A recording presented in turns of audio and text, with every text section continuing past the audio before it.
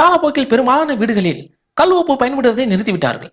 அதற்கு பதிலாக சாதாரண உப்பையை பயன்படுத்தி வருகிறார்கள். ஆனால் முந்தைய காலங்களில் கல் உப்பு இல்லாத வீடுகளே இல்லை என்று கூறும் அளவிற்கு இந்த உப்பை அதிகம் பயன்படுத்தி வந்தார்கள். பார்க்கடலில் வாசம் செய்யும் நாராயணரும் மகாலட்சுமியுடைய அம்சமாக சமுதிரத்தில் இருந்து எடுக்கப்படும் கல்லுப்பு பார்க்கப்படுகிறது. அதனால் இப்பொருள் நம்முடைய வீட்டில் எப்பொழுதும் குறையாமல் பார்த்து கொண்டால் செல்வமானது நிலைத்து நிற்கும் என்பது நம்பிக்கை.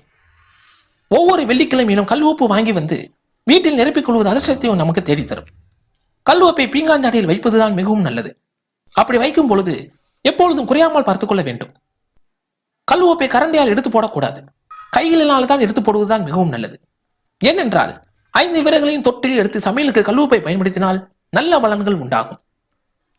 உங்களுடைய சமையலறையில் இருக்கும் அடுப்பு மேற்கு நோக்கிய திசையிலும் நீங்கள் கிழக்கு நோக்கிய திசையில் நின்று சமைக்கும் அமைப்பு இருந்தால் உங்களுக்கு வலது கை பக்கமாக மூலையில் கல் உப்பை வைத்துக் கொள்ளலாம். இந்த ஜாடியை சுவற்றை ஒட்டியபடி வைக்கக்கூடாது. சற்று தள்ளி அமைப்பது நலம் தரும். அதே போல கல் உப்பிற்கு அருகில் வெள்ளிக்கிழமையில் தீபமேற்றி 5 ரூபாய் நாணயத்தை உள்ளே போட வேண்டும். இதனால் லட்சுமி கடாட்சம் உண்டாகும். கல் உப்பை நம்முடைய உயரத்திற்கு கீழாக இருப்பதை விட நம் உயரத்திற்கு 1 அடி மேலே இருப்பது அதிர்ஷ்டம் தரும். உங்கள் வீட்டில் சமையல் அறையின் செல்புகளில் பெரிய அளவிலான ஜாடியில் போட்டு வைத்து அதிலிருந்து கொஞ்சம் கொஞ்சமாக எடுத்து வைத்தும் கூட பயன்படுத்திக் கொள்ளலாம். இதனால் வீட்டில் செல்வம் பெருகும், தங்கம் அளவென அதிகரிக்கும் என்கிறது சாஸ்திரம். அதனால் இம்முறையில் அமைப்பு இல்லாவிட்டால் உங்களுடைய உயரத்திற்கு மேலே செல்புகளில் வைத்து நீங்கள் பயன்படுத்தியும் கொள்ளலாம். அதேபோல் கல் உப்பை ஒருபொழுதும் எவர் சில்வர் பாத்திரத்திலோ அல்லது பிளாஸ்டிக் டப்பாவில் போட்டு வைக்கக்கூடாது. இது உங்கள் வீட்டில் தரித்திரத்தை ஏற்படுத்தும். அதனால் எவர் சில்வர் டப்பாவில் போட்டு வைத்தால் துருப்பிடிக்கும் வாய்ப்புகள் உண்டு.